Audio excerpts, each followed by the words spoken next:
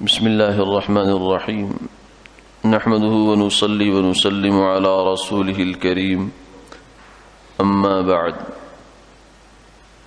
عن أبي هريرة رضي الله تعالى عنه قال قال رسول الله صلى الله عليه وسلم ثلاث منجيات وثلاث مهلكات وذكر منها والقصد في الغنى والفقر او كما قال عليه الصلاة والسلام۔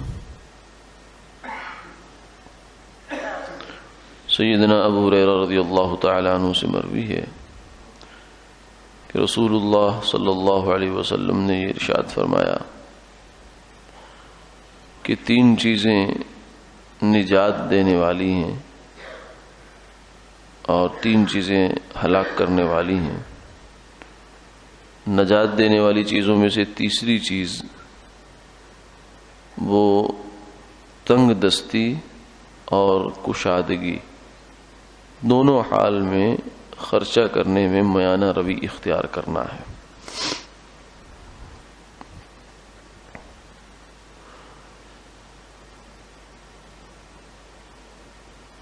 تنگ دستی میں عام طور سے انسان کا ہاتھ تنگ ہو جاتا ہے، اور جب آدمی کے پاس مال دولت کی فراوانی ہوتی ہے تو ہاتھ کچھ کھل جاتا ہے، حتیٰ کہ آدمی بعض دفعہ اسراف تک چلا جاتا ہے۔ تو فرمایا کہ ایسے حال میں اپنے آپ کو اعتدال پر قائم رکھنا یہ اصل ہے، افراط اور تفریط یہ اصل نہیں ہے۔ یعنی ایک طرف آدمی بالکل ایک انتہا کو چھو لے اور دوسری جانب دوسری انتہا کو چھو لے، یہ کوئی کمال کی بات نہیں ہے۔ کمال اعتدال ہے۔ سرکار دو عالم صلی اللہ علیہ وسلم نے فرمایا الاقتصاد فی النفقہ نصف المعیشہ، کہ خرچے کرنے میں میانہ روی اختیار کرنا یہ آدھی زندگی ہے، آدھی معیشت ہے۔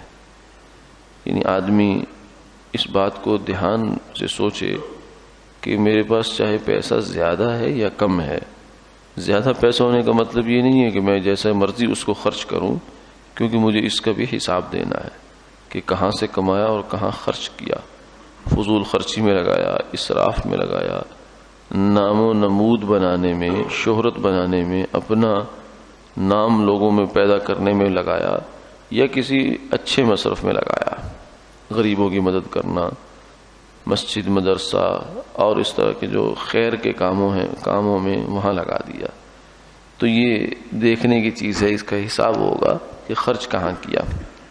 اور پھر آپ نے یہ بھی فرمایا ما عال من اقتصد، جو بندہ اپنے اخراجات میں میانہ روی رکھتا ہے خرچ کرنے میں، تو وہ بندہ محتاج نہیں ہوتا۔ احتیاج وہ اسی وقت آتی ہے جب آدمی کا کہ خرچ کرنے میں بے اعتدالی ہو جاتی ہے، یعنی جہاں 5 میں کام ہو سکتا ہے وہاں 50 لگائے گا، صرف اس لیے کہ میرے پاس بہت پیسہ ہے، میں پیسے والا ہوں۔ تو یہ جو فضول خرچی ہے یہ اللہ کو پسند بھی نہیں ہے۔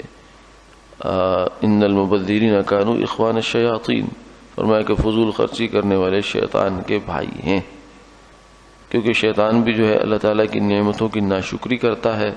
تو جو بندہ فضول خرچ ہوتا ہے وہ اللہ کی نعمت کی ناقدری کرتا ہے، وہ اس کو ایسے جو ہے وہ بے جا صرف کرتا ہے جہاں اس کا کوئی مصرف نہیں ہوتا۔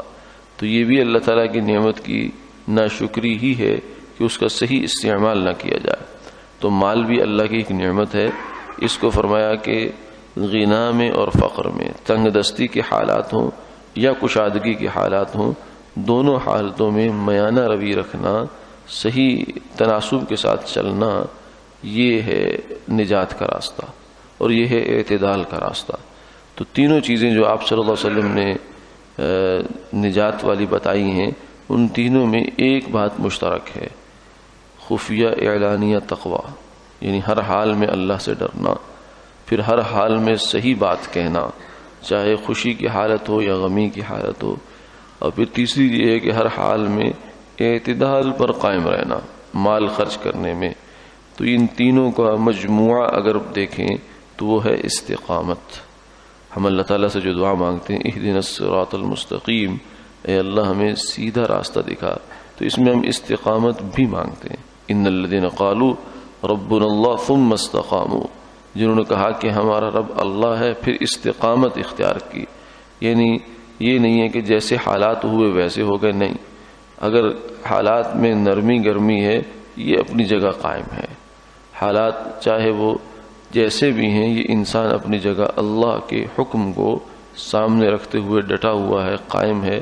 یہ ہے استقامت. یہ نہیں کہ 4 دن تو جوش آیا تو تہجد بھی شروع ہو گئی، پھر جب جوش ٹھنڈا پڑا تو فرض نماز بھی غائب ہو گئی. یہ نہیں ہے. اور جب کچھ 4 پیسے آئے تو آدمی جو ہے وہ سب کا ہی بڑا خیال رکھنے والا بن گیا، اور جب پیسے گئے تو پھر جو ہے وہ تھوڑا سے کم ہوئے تو جو فرائض اور حقوق اس کے ذمے ہیں ان میں بھی غفلت اور کوتاہی کرنے لگا. تو یہ اس وجہ سے ہو جاتا ہے جب آدمی اعتدال کو چھوڑتا ہے. تو اعتدال اصل ہے. اللہ تعالیٰ سے اس کو مانگنا بھی چاہیے کہ یا اللہ زندگی کے قدم قدم میں، موڑ موڑ میں، سانس سانس میں ہمیں وہ کیفیت اعتدال کی نصیب فرما جو آپ کو پسند ہے. اللہ تعالیٰ عمل کی توفیق عطا